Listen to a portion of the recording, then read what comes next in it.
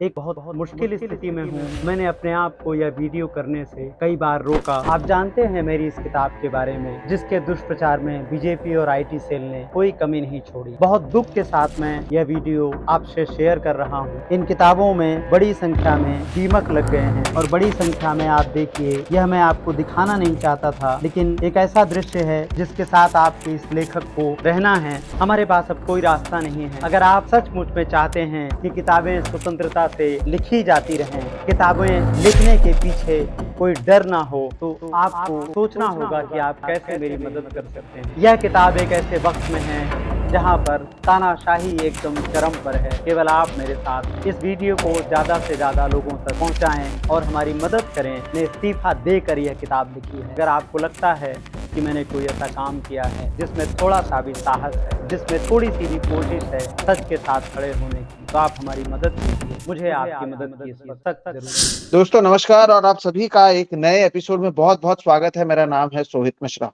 अभी जो आपने देखा और वही शख्स हमारे साथ यहाँ पर मौजूद हैं, दयाशंकर मिश्रा जी हैं। आज हम दोस्तों इनसे चर्चा करने वाले हैं।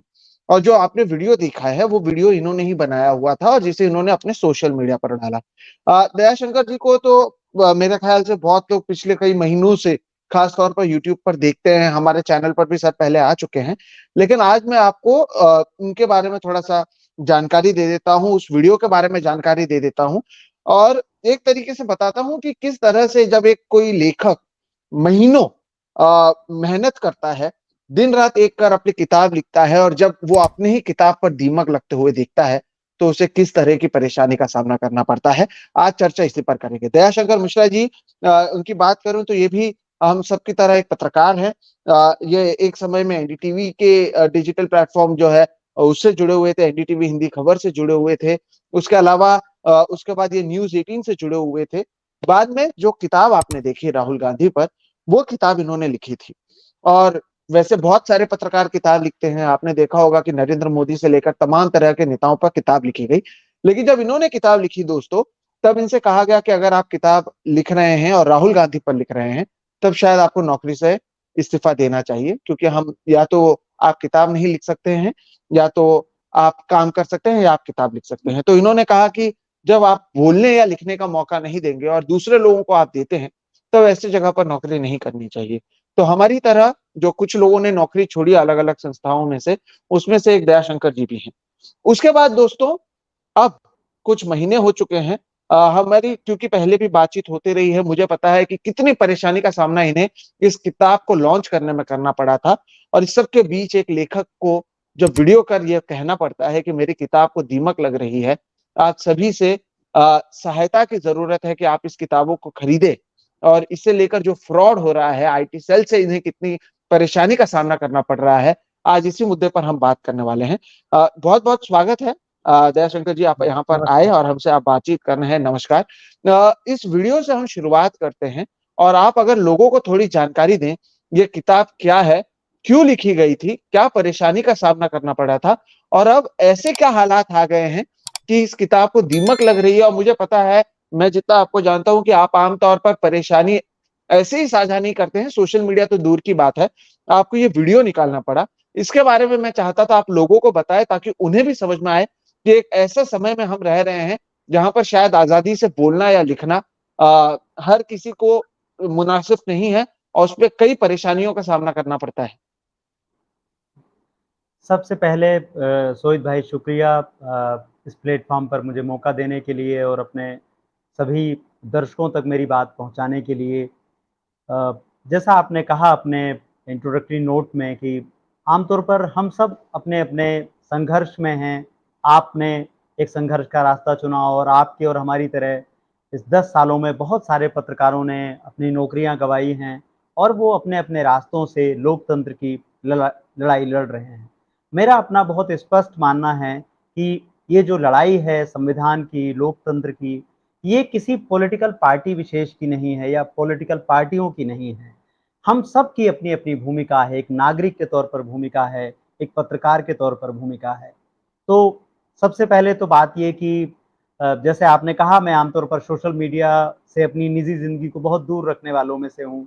बिल्कुल कभी मैंने उसका इस्तेमाल निजी रूप में कभी नहीं किया, आज तक नहीं किया। तो जब मेरी किताबों पर जब दीमक लगी और 200 से ज़्यादा किताबें हमारी खराब हो गईं, तो एक मुश्किल वक़्त था। हालाँकि आज जब मैं आपसे बात कर रहा हूँ, तो मुझे लगता है कि शायद मुझे और ज़्यादा साहस अपने भीतर लाना चाहिए था और शायद इस परेशानी को दर्शकों के सामने नहीं रखना चाहिए था। इसकी एक वजह ये भी है कि मुझे दूर-दूर से बहुत सारे फ़ोन आ रहे हैं। उनमें मतलब पिछले 24 घंटे से ज़्यादा वक़्त में देश-विदेश से सब जगह से फ़ोन आ रहे हैं, मैसेज आ रहे हैं। बड़ी संख्या में उनमें बुज़ुर्ग शामिल हैं। अनेक लोगों ने मुझे कहा है कि वो रात भर सो नहीं पाए और मुझे मतलब वो मेरी काफ़ी चिंता कर रहे हैं। उसमें बुज़ुर्ग बड़ी संख्या में हैं। मतलब हुँ, कैलिफ़ोर्निया से लेकर के और बरेली से, महाराष्ट्र के आपके सांगली से लेकर के तमाम जगहों से सभी ने फ़ोन किए। उन सभी का शुक्रिया।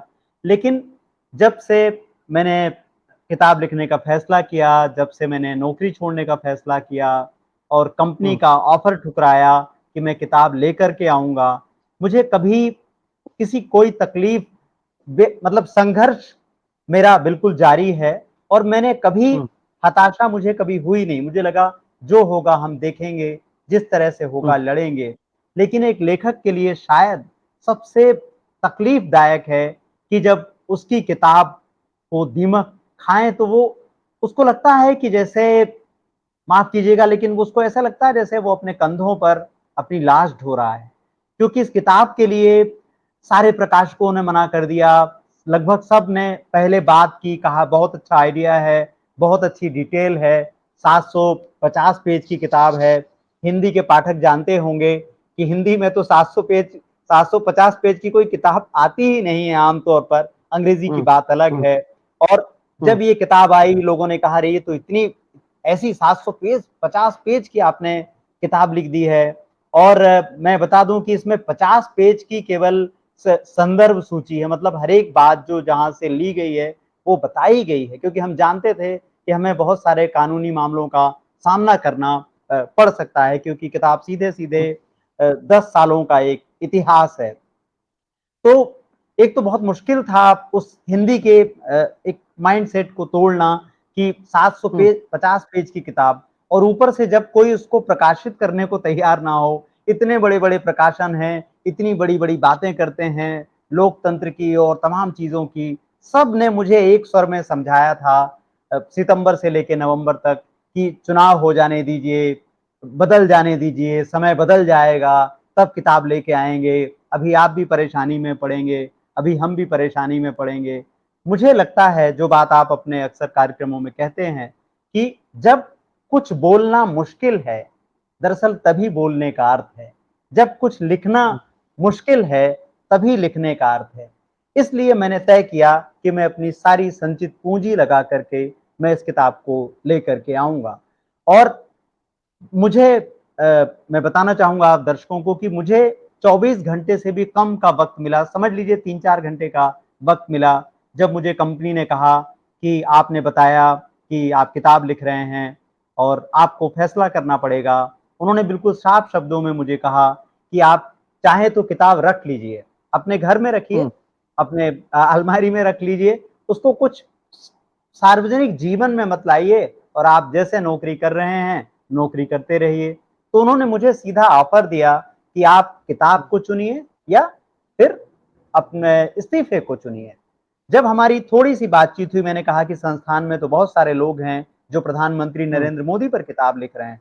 हमारी कंपनी में कम से कम 2 लोगों की किताबें ठीक उसी वक़्त आईं, जब मेरी किताब आई और उनमें से एक व्यक्ति तो टेलीविज़न में बहुत प्रमुख भूमिका में हैं और हुँ, उनके शोज़ और उनकी तमाम सारी चीज़ें हैं। कंपनी ने कहा कि इस विषय पर हम बहुत ज़्यादा आपसे बात नहीं कर पाएँगे लेकिन आप चूँकि संपादक हैं, तो आपकी न्यूट्रलिटी पर सवाल है।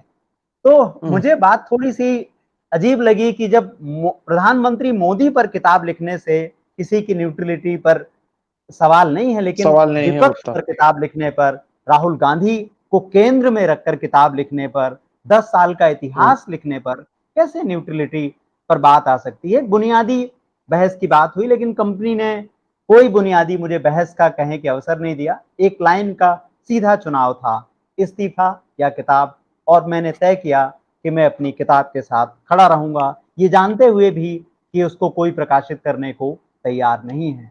और ठीक। जैसे ही मैंने 22 नवंबर को इसकी घोषणा की, इस्तीफे वाले दिन ही, और आप देखें कम शायद मैं 10 साल में पहला ऐसा सोहित जी पत्रकार हूँ, जिसके खिलाफ हम्म। कंपनी ने स्टेटमेंट जारी करके बताया कि हम्म। ये किताब बेचने के लिए जो है ये बात कर रहे हैं।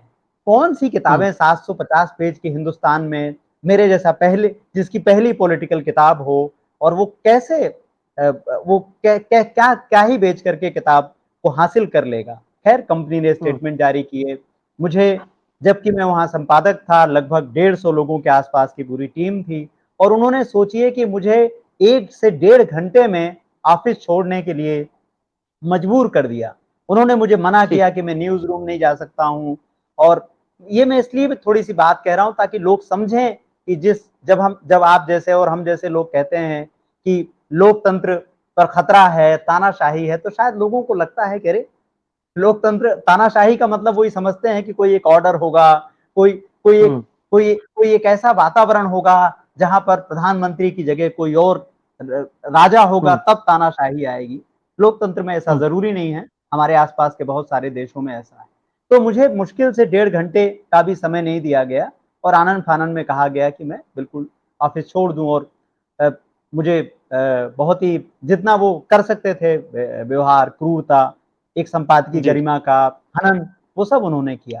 खैर वो बिल्कुल। किताब मैं और लेकर के आया। ये जी, सर, इसमें मैं यही कहना चाहता था कि आपके, क्योंकि किताब को अगर आप एक बार दिखाएं दर्शकों को, तो मैं बताता हूँ आपको इसमें दिक्कत क्या थी। ये दिक्कत ये है, जो तस्वीर है इसमें राहुल गांधी के आपने जो तस्वीर रखी हुई है, और ये जो जी, 10 दोस्तों को बता दूं दर्शकों को कि ये जो किताब है, ये 10 साल के राहुल गांधी के सफर और उस समय उनके साथ किस तरह से दुर्व्यवहार किया गया, इस पर ये किताब है।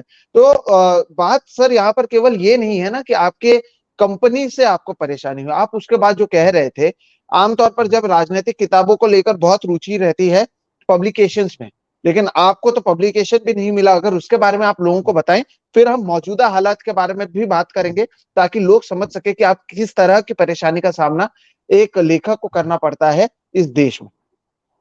तो जैसे ही और ये तो नवंबर की बात है, लेकिन इसके पहले जब इस किताब का ड्राफ्ट पूरा हो गया, तो जो भी भारत के बड़े प्रकाशक हैं, उनसे हमने बातचीत की और हमने अपने ड्राफ्ट उनको साझा किए थे।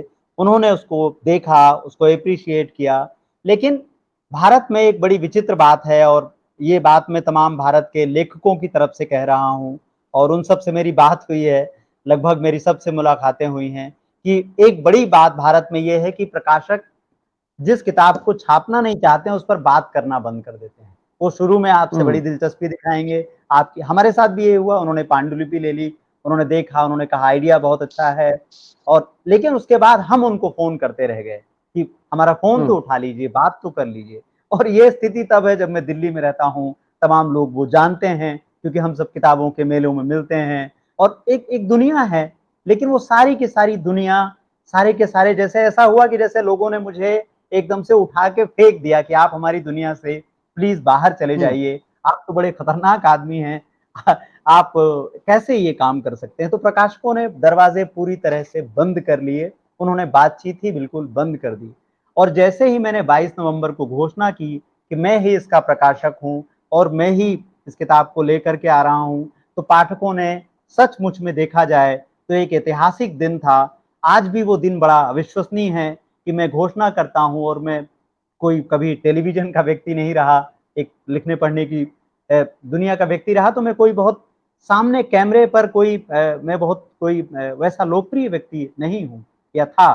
तो लेकिन उसके बावजूद वो जो मेरा ट्वीट था वो जो है बहुत बड़ी संख्या में लोगों तक पहुँचा, लोगों ने बहुत प्रतिक्रियाएँ दी और आप देखें कि लोगों ने मुझसे पूछना शुरू किया कि किताब कब आ रही है? तब भी किताब हम्म। उपलब्ध नहीं थी। मैंने कहा कि किताब 5 दिन बाद, 3 दिन बाद आ रही है और उसकी प्री बुकिंग शुरू की हमने अपने जो भी हम तकनीकी जानकारियाँ थी उसके साथ। और पहले दिन ही किताब आए बिना ही 500 ऑर्डर आ गए और तब ये किताब हम घर से ही अपने डिस्पैच कर रहे थे क्योंकि अमेज़न शुरू में आपको सुविधाएँ नहीं देता है क्योंकि आप नए व्यक्ति हैं, तो उसकी अपनी प्रक्रियाएँ शुरू होती हैं। तो हमारे लिए तो सोहित जी मुश्किल ही होगा कि मैंने तमाम दोस्तों को बुलाया, जो दोस्त साथ खड़े थे वो आए और सब ने बिल्कुल अपने परिवार के साथ, कई मित्र आए और सब लोग मिल ले रहे, क्योंकि 500 किताबें पैक करना बहुत मुश्किल काम था। और तब ये सिलसिला ऐसा शुरू हुआ था, ऐसी एक शानदार किताब की यात्रा शुरू हुई थी, जो मुझे लगा कि भारत में बहुत एक अपने आप में एक बहुत बड़ी चीज शायद घट रही, क्योंकि लोगों की दिलचस्पी है और लोग 750 पेज की किताब को, 750 रुपए की किताब को लोग, आज मुझे 40% डिस्काउंट की घोषणा करनी पड़ी है, तब ये किताब को केवल मतलब 699 रुपए में लोग एकदम लेने के लिए सब प्रस्तुत थे और सब चाह रहे थे। लेकिन इसके बाद जो कुछ हुआ वह सबसे महत्वपूर्ण और कह सकते हैं कि एक ऐसी हृदय विदारक एक यात्रा थी, एक ऐसी पीड़ा की यात्रा है, एक ऐसी संत्रास की यात्रा है, जो जिसके लिए मैं परेशान हुआ। मैंने तमाम लोगों से संपर्क करने की कोशिश की, अमेज़न से लेकर के तमाम जिससे मैं कह सकता था, लेकिन सबकी शायद अपनी सीमाएँ हैं और सबको लड़ाई खुद अकेले-अकेले लड़नी पड़ेगी। तो ठीक। उसके बाद आप अगर दर्शकों को दिखा पाएँ या मैं बता देता हूँ। मैं उसी पर आ रहा था ये कि आप 750 पेज की देखिए, जी। ये किताब का मूल्य है हाँ। ₹749। ये दर्शक देख पा हम्म रहे होंगे, हम्म ₹749। भारत में जो कानून है, मौजूदा जो कानून है, वो ये कहते हैं कि कोई भी वस्तु जो अपने अधिकतम मूल्य से ज़्यादा नहीं बेची जा सकती है। लेकिन मेरे पास एमआरपी। एक संदेश आता है मेरे पास आईटी सेल आईटी सेल के मुखिया का, और वो मुझे लिखते हैं किताब के लिए शुभकामना। और उसके बाद जैसे पूरी की पूरी मेरी किताबों की मतलब दुनिया ही बदल जाती है, एक भयंकर तूफान आता है और आप स्क्रीन पर जी। देखिए किताब पर लिखा हुआ है 1299 रुपए। और आप कहीं सोचिए पे कि कैसे 999 ये। है। तो मैं हाँ दर्शकों को सर बता दूं कि हुआ क्या पहले। तो दोस्तों, जैसे कि कहा गया, शुरुआत में ये किताब की बहुत ज्यादा डिमांड थी, और डिमांड थी और सर की ओर से उसे पूरा भी किया जा रहा था। पहले तो पब्लिशर नहीं मिला, नौकरी से इस्तीफा देना पड़ा, उसके बाद किताब निकाली गई, और किताब को लेकर जब लोगों के बीच में हलचल हुई, लोग उसे लेकर इंटरेस्टेड थे, तब एक तरीके से माफ कीजिए, मैं बात कर लेता हूँ, तभी उसके बाद मैं ढूंढता हूँ। कुछ तकनीकी खराबी हो गई, हम भी खुद ही इसे करते रहते हैं। तो तब इसे एक तरीके से कोशिश इनकी थी कि इस किताब को लोगों के बीच में जाने से रोका जाए। ठीक से मैं सही कह रहा हूं? जी और जी, उसके बीच में बिल्कुल आपको एकदम किस सही। तरह की परेशानी का सामना करना पड़ा, अगर वो भी आप लोगों को बता सके। और ये हुआ जब मैं दिखाऊं लोगों को कि जो किताब की कीमत सर कह रहे हैं कि 750 रुपए तक है, उसे कहीं पर 999 रुपए में बेचा गया, कहीं पर आप देखिए 1299 रुपए लिखा गया, कहीं पर आप देखेंगे कि इसके लिए और भी पैसे मांगे गए, हाँ, रीसेल करने ये की बात की गई। रोहित भाई अगर यहाँ पे रोक पाएँ, पीछे वाले जी। स्क्रीनशॉट पर जाएँ और वहाँ जी। पर देखें, इस पे थोड़ा ज़ूम कर पाएँ तो दर्शक शायद समझेंगे। इसको ये एक हम्म निशान लगा हुआ है जहाँ पर, इसमें देखिए दिखा रहा है 650 से अधिक सेलर। हम्म ये कई कई जगह पर है। हम्म तो जी। इसका यहाँ पर मैं रोकना चाहता हूँ, एक समय पर इस किताब के 650 से ज़्यादा विक्रेता थे। जिस किताब का हम्म पूरे भारत में अकेले मैं ही लेखक हूँ, वो किताब कैसे 650 से ज़्यादा लोग, शायद इसके स्क्रीनशॉट में कहीं वो हो रहा होगा। लेकिन ये आप देखिए कि इतने सारे लोग, कौन लोग हैं जो इस किताब को बेच रहे थे और उनको ये अधिकार किसने दिया, उनको ये किताब कहाँ से मिल रही थी, जबकि ये किताब मैं कहीं किसी दूसरे प्लेटफ़ॉर्म पर थी ही नहीं। भारत के जी। किसी भी बुक स्टोर पर तब तक यह किताब थी ही नहीं। और आज भी ये भारत के केवल, सोचिए कितनी दुर्भाग्यपूर्ण बात है कि आज भी भारत के केवल 2 बुक स्टोर ने इस किताब को लिया है और अब तो शायद मतलब उसके बाद उनकी तरफ से कोई क्वेरी नहीं आ रही, क्योंकि उनके अपने संकट हैं। तो आप सोचें कि ये इस वाले भी किताब सर, के। अगर आप जी, ये वाले भी अगर आप देखें, जो जी, स्क्रीनशॉट आपने भेजी है, कहीं पर जी, 779 रुपए की है, 850 रुपए की है, 890 रुपए की है। यानी एक दाम ना रखते हुए लोगों को जी, कंफ्यूज करना, लोगों के साथ में जी, एक तरीके से खिलवाड़ करने की कोशिश की गई।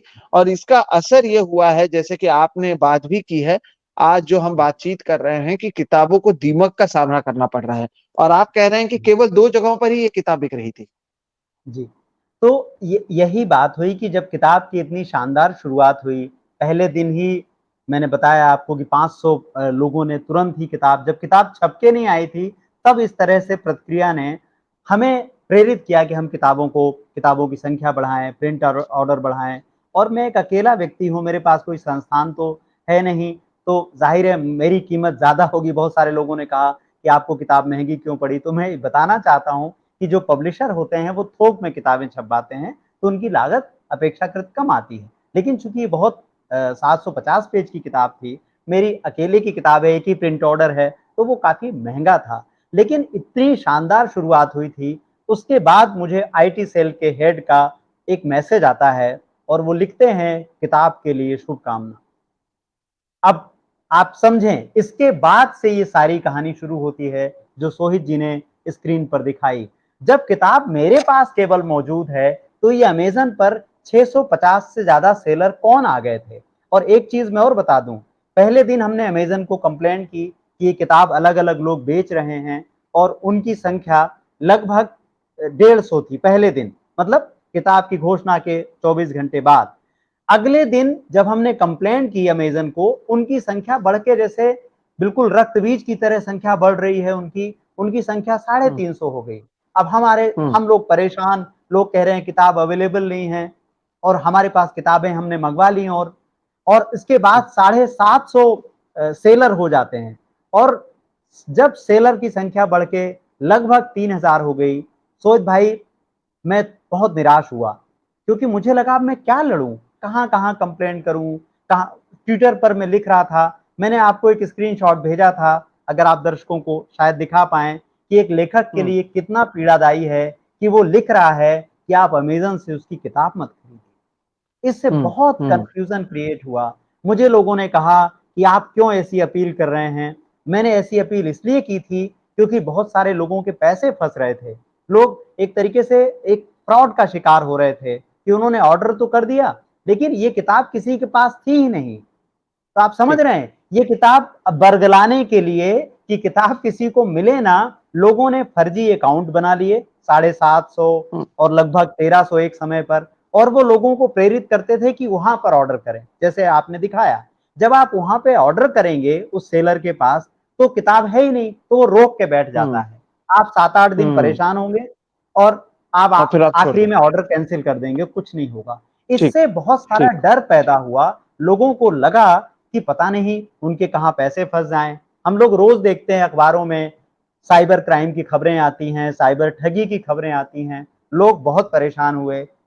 लोगों ने मुझसे कहा कि अब क्या कर सकते हैं? मैंने कहा कि ठीक है, आप मुझसे सीधे मँगवाइए। लेकिन ये अभी भारत में इस तरीके का चलन नहीं है कि लोग लेखक से सीधे किताबें मँगवाएँ, सीधे मंगाए। क्योंकि उनको ठीक। उसमें डर लगता है कि पता नहीं कौन है ये। तो ऐसे इस हम्म किताब को इस तरह से मार्केट से बाहर बीजेपी, आईटी सेल ने किया और बार-बार हम्म, किया कि लोगों को डर लगने लगा। लोगों को लगा कि पता नहीं कैसे उनको ट्रैक किया जा सकता है, कैसे उनका पीछा किया जा सकता है और जी ट्विटर पर खास तौर पर लोगों ने बहुत निशाना बनाया कि ये जो आप स्क्रीनशॉट दिखा रहे हैं, ये लोगों ने मेरे खिलाफ दुष्प्रचार किया। मतलब ये समझ। किताब राहुल गांधी के दुष्प्रचार से लड़ने के लिए लिखी गई थी और दुष्प्रचार करने वाले लोग इस किताब के पीछे पड़ गए और उन्होंने हम्म दुष्प्रचारित किया कि लेखक, लोगों ने तो ये तक लिखा कि लेखक 5-5 हजार रुपए में किताब बेच रहा है। ट्विटर पर लिखा, हम्म तमाम जगह पर लिखा। हम्म तो ये अब इन सर। सब ने मिलके एक ऐसा वातावरण बनाया जिससे बहुत सारा संदेह पैदा हुआ और हमारे घर में किताबें एकदम उनकी संख्या बढ़ गई और जो स्थिति हुई आपने देखा कि कैसे किताब दीमक तक पहुंच गई। जी सोहित जी। मैं मुझे वही अभी आपसे सवाल था कि अब कितनी किताबों पर दीमक लग चुका है, नंबर एक। और नंबर दो, जब हम इसके बारे में बात कर रहे हैं तब कितना नुकसान का सामना आपको करना पड़ा है, वो उसके बारे में भी अगर आप बता सकें। और नंबर तीन, जैसे कि हम लगातार कह भी रहे हैं, क्योंकि आपने इसके बारे में वीडियो बनाया, क्या उसके बाद लोगों ने आप तक पहुंचने की कोशिश की? क्या कुछ हुआ? देखिए, ये दीमक वाली तस्वीरें हम बार बार भी दिखा रहे हैं। सोचिए कितनी पीड़ादायक दोस्तों तस्वीर है, आपके घर पर ही किताब है और उस पर दीमक लग रही है। ये वीडियो डालने के बाद से क्या कुछ हुआ, इसके बारे में भी लोगों को बताएं। और मुझे पता जी। है, क्योंकि आपने अपने पर्सनल लेवल पर लिखा है, तो आप कांग्रेस वालों से आपने भी डायरेक्टली बात नहीं की थी। क्या कांग्रेस वाले आप तक पहुंचे थे? उनकी ओर से क्या कहा गया, इस पर भी हम बात करते हैं। इस वीडियो को निकालने के बाद से अब तक क्या कुछ हुआ? इस वीडियो को निकालने के बाद बहुत सारी प्रतिक्रियाएं आई हैं और लोगों में दो बातें हैं। लोग अभी भी अमेज़न से किताब लेने में डर रहे हैं। लोगों को लगता है कि पता नहीं क्या बात है, क्योंकि मैंने खुद ही उस समय कहा था, हालाँकि मैंने बाद में पोस्ट भी किया कि अब तकनीकी दिक्कतें दूर हो गई, क्योंकि लोगों ने लेना बंद कर दी, तो दुष्प्रचार वाले, उनका मकसद पूरा हो गया, तो वो अब उतने सक्रिय नहीं हैं, उनको दूसरे काम करने हैं, दूसरी चीज़ों का दुष्प्रचार करना है, मेरी किताब को उन्होंने रोक दिया। नंबर 1, अब किताब अमेज़न पर उपलब्ध है, फ्लिपकार्ट पर उपलब्ध है। अभी आज जब मैं आपसे बात कर रहा हूँ, तब तक तो आसानी से जा रही है। मेरे पास लगभग किताब जो है लगभग 2000 कॉपियाँ थी, मेरी 200 कॉपियाँ दीमक खा गए। तो ये मेरे लिए एक बहुत मुश्किल बात थी हम्म, और हम्म, मैं शायद ये वीडियो नहीं बनाता अगर मान लीजिए कि ऐसा नहीं होता। लेकिन 200 किताबें ऐसी थी कि जब उनको हम उठा के ले जा रहे थे या जब हमें उसको कहीं, अब मैं क्या, मेरे पास शब्द कम पड़ रहे हैं कि कैसे वो 200 किताबें हम बोरों में भर के ले गए, कैसे हमको उनको नष्ट करना पड़ा। तो ये बिल्कुल किसी भी लेखक के लिए बहुत पीड़ादायी स्थिति होती है और जब ये वीडियो हमने फिर बनाया, तो तब से लोगों ने काफ़ी रुचि दिखाई है और ये एक कह सकते हैं कि मेरे लिए हौसले की बात है। सब जगह से मेरे पास फ़ोन आ रहे हैं, बहुत सारी जगहों से फ़ोन आ रहे हैं और लोग मुझसे पूछ रहे हैं कि किताब कैसे ले सकते हैं।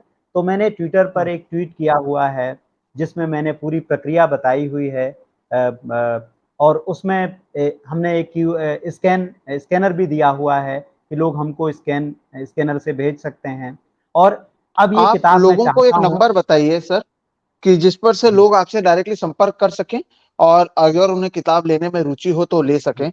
अगर वो जी। नंबर अभी आपके पास है तो आप दे मैं नंबर दीजिएगा। जी, मैं नंबर 1 मिनट, मैं नंबर बोल दूँ क्या? दर्शकों अगर जी जी, सुनना बोल चाहें तो? दीजिए, बोल दीजिए जी। आप, बोल दीजिए आप। ये हमने एक व्हाट्सएप नंबर जारी किया है, वही मैं आपको सबको बताना चाहता हूँ। ये नंबर है 787 डबल 9 28528। मैं दोहरा रहा एक हूँ। सेक हाँ, मैं भी इसको एक काम करता हूँ, इसका एक बैनर भी बना देता हूँ, अगर आप फिर से उस नंबर को बताएं।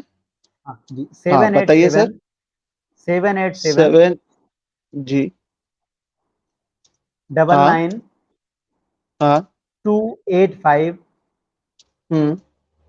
2 8 जी। तो तो ये इस दोस्तों, मैं आपको ये जी, नंबर दिखा भी देता हूँ, 78799288528। ये नंबर अभी आप आपके स्क्रीन पर भी देख सकते हैं, ये खुद अभी भी मैंने सुनकर लिखा हुआ है। तो आप में से जो कोई दर्शक इस किताब को लेना चाहे, वो इस नंबर पर फोन करे। मैं उम्मीद करता हूँ कम से कम महाराष्ट्र, जहां से मैं आता हूँ, क्योंकि मुझे पता है यहाँ पर पढ़ने वाले बहुत ज्यादा लोग होते हैं, मैं उम्मीद करता हूँ कि आप इस किताब को खरीदें। देखिए, मैं आपको बता दूं, और जितना मैं दयाशंकर जी को भी जानता हूँ, हमें आपसे मदद किताब खरीदने में चाहिए। आप तरस में कुछ ना करिए। हम इस हाँ, तरह प्लीज़ से नहीं है मैं यहाँ पर, जी, क्योंकि बहुत सारे लोग, मैं जानता हूं सर, कि उनको लगता है हम यहाँ पर बेचारा के तौर पर आपके सामने कोई नहीं आ रहा है। और ये मदद अगर आप करना चाहते हैं, आप तभी करें जब आप किताब पढ़ना चाहते हैं। आप इसे दूसरों को भेंट दे सकते हैं, जो जानना चाहते हैं कि पिछले 10 साल में किस तरह का दुष्प्रचार हुआ है। ये नंबर पर आप व्हाट्सएप पर उनसे संपर्क कर सकते हैं साफ तौर पर, और आप इस किताब को ऑर्डर कर सकते हैं। बहुत इमोशनल सर ये पूरा मामला होता है, खास तौर पर जब महीनों लग जाते हैं। तो आपके लिए ये सफर अब तक कैसा रहा? क्या कहीं पर भी आपको लगा कि गलती हो गई, ये नहीं किया जाना चाहिए था, या आप क्या सोचते हैं? आखिर में मैं आपसे यही सुनना चाहता हूं, और लोगों से आप क्या कहेंगे? मैं बस उसके पहले ये बात बता दूँ, ये जो नंबर आप ने स्क्रीन पर अभी देखा है, इस नंबर पर बहुत अच्छा होगा कि आप मुझे व्हाट्सएप कर दें और क्योंकि हर एक फ़ोन कई बार उठा पाना थोड़ा मुश्किल होता है। हम कोशिश कर रहे हैं कि सारे नंबर पर हम बात करें, लेकिन चूँकि मेरे साथ कोई और व्यक्ति नहीं है, मैं अकेला ही हूँ, तो हर एक फ़ोन कॉल का कई बार जवाब दे पाना संभव नहीं है। इसलिए अगर मैं आपका फ़ोन ना उठा पाऊँ, तो आप अपना पूरा पता हमें भेज दें और हम आपको एक स्कैनर भेजते हैं और इस किताब को हम चाहते हैं कि ज़्यादा से ज़्यादा लोगों तक पहुँचे, इसलिए हमने 40% डिस्काउंट मैंने अपनी तरफ से दिया है और मैं बताना चाहूँगा सोहित जी की बहुत सारे दर्शकों ने कहा है कि उनको डिस्काउंट नहीं चाहिए। ये एक नई ऐसी बात है जो जो शायद मेरे लिए बिल्कुल ही नई थी। बड़ी संख्या में लोगों ने कहा है कि वो इस डिस्काउंट के ऑफ़र को अस्वीकार करते हैं और बहुत सारे लोगों ने तो जो मूल्य था वो मुझे भेजा है, पोस्टल खर्चे सब भेजे हैं, वो सारे स्कैनर में मैं हम्म, बता दूँगा। तो ये बात हुई कि हम्म, सारी जगहों से बात आ रही है। एक छोटी-सी बात मैं और जोड़ना चाहूँगा। मेरे लिए बहुत खुशी की बात है चूँकि आप मुंबई से मुझसे बात कर रहे हैं। पूरे देश में इस ये किताब सबसे ज़्यादा महाराष्ट्र में गई है। मैं महाराष्ट्र से हम्म, बिल्कुल परिचित नहीं था, लेकिन ये बिल्कुल मैं इसलिए कहना चाहता हूँ कि शायद हमारी जो हिंदी पट्टी है, जहाँ से मैं ख़ास तौर पर आता हूँ, मध्य प्रदेश, उत्तर प्रदेश, बिहार, राजस्थान, हरियाणा, झारखंड, यह किताब बहुत हमें उम्मीद थी कि हिंदी पाठकों तक ज़्यादा जाएगी, लेकिन बहुत हम्म, ही सुखद आश्चर्य है कि महाराष्ट्र में यह किताब बहुत ज़्यादा गई है और उसमें भी मैं आपका 1 मिनट और लूँगा। महाराष्ट्र में सांगली एक जगह है, हम्म, रत्नागिरी, सांगली और पूना, जो मैं अभी रिकॉल कर पा रहा हूँ। ये 3-4 जगहें, लातूर से मेरे को बहुत सारे पाठक मुझे कनेक्ट करते हैं, नवी मुंबई, हम्म, ये कुछ जगहें महाराष्ट्र में ऐसी हैं जहाँ से किताब बहुत-बहुत पहले ही लोग मँगवा चुके हैं। एक छोटी-सी बात और अगर आप इजाज़त दें मैं जोड़ दूँ, इस जी, किताब का मराठी में अनुवाद भी हो रहा है और यही कारण हम्म, है कि हमने हमारे कुछ मित्रों ने कोशिश की कि इस किताब को मराठी में लेकर के आएँ, लेकिन अभी उसमें समय लगेगा। तो हिंदी के तमाम लोगों से मैं चाहूँगा कि उस किताब तक पहुँचे और महाराष्ट्र का बहुत सारा शुक्रिया, बहुत सारा धन्यवाद। अब जो आपने सवाल बिल्कुल, पूछा मैं उस पर आता हूँ। मैं बहुत विनम्रता से अपने सारे सुनने वालों से कहना चाहता हूँ कि प्लीज़, प्लीज़ मुझे पर कोई तरस मत कीजिए। मुझे हम्म, आपकी कोई कोई आपके भीतर से मुझे तरस आपकी नहीं चाहिए। मुझ पर ऐसा बिल्कुल मत सोचिए कि मैं बहुत निराश हूँ या म मैं मेरी मेरी मुझ पर आप द मेरा नाम ही दयाशंकर है, लेकिन आप मुझ पर दया करने की कोशिश प्लीज़ मत कीजिए। आप मेरा सहयोग कीजिए, क्योंकि एक लेखक होने के नाते मैं आपसे ये अपील कर रहा हूँ। मैं बिल्कुल नहीं चाहता हूँ और जो मेरी अब तक की यात्रा रही है, उसमें दया की कोई गुंजाइश नहीं है। ये मेरा फैसला है, ये लोकतंत्र की लड़ाई का फैसला है। मैंने पूरे विवेक के साथ और संविधान की शपथ लेकर अपनी नौकरी छोड़ी है। वो नौकरी ठुकराई है, जो बहुत सारे लोग शायद करना चाहते होंगे और पूरे विवेक के साथ, पूरे पूरे होशो-हवास में मैंने वो नौकरी छोड़ी है, इस संविधान के लिए, इस लोकतंत्र के लिए। मैं आखिरी सांस तक ये लड़ाई लड़ूंगा। एक बार भी मेरे मन में कभी कोई इस बात को लेकर सवाल नहीं आया कि मैंने नौकरी क्यों छोड़ी। मैंने नौकरी छोड़ी क्योंकि इस वक्त देश में ये एक लड़ाई है संविधान बचाने की और मैं इस लड़ाई का एक विनम्र सिपाही बनना चाहता हूँ। इसलिए मैंने पूरे विवेक सम्मत तरीके से पूरे फैसले के साथ ये नौकरी छोड़ी है। मेरा वीडियो देखकर आपको लग सकता है कि मैं शायद विचलित हूँ, शायद परेशान हूँ, तो मैं केवल कहना चाहता हूँ कि वो एक लेखक की पीड़ा थी, इस बात को यहीं तक खत्म कीजिए और इस लड़ाई में हमारा सहयोग कीजिए और मैं बिल्कुल अपने उस निर्णय पर अडिग हूँ, अपनी आखिरी सांस तक लड़ूंगा, जब तक लड़ सकता हूँ, तब तक लड़ूंगा ही, इसके अलावा कोई दूसरा विचार मेरे मन में कभी नहीं आया। बिल्कुल।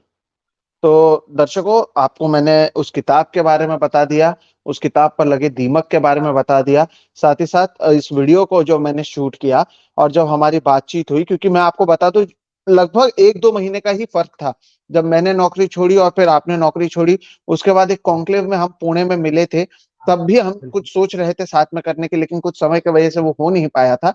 लेकिन एक लेखक के लिए अपनी किताबों को दीमक लगते देखना शायद ये एक तरीके से सबसे खराब क्षणों में से एक हो सकता है।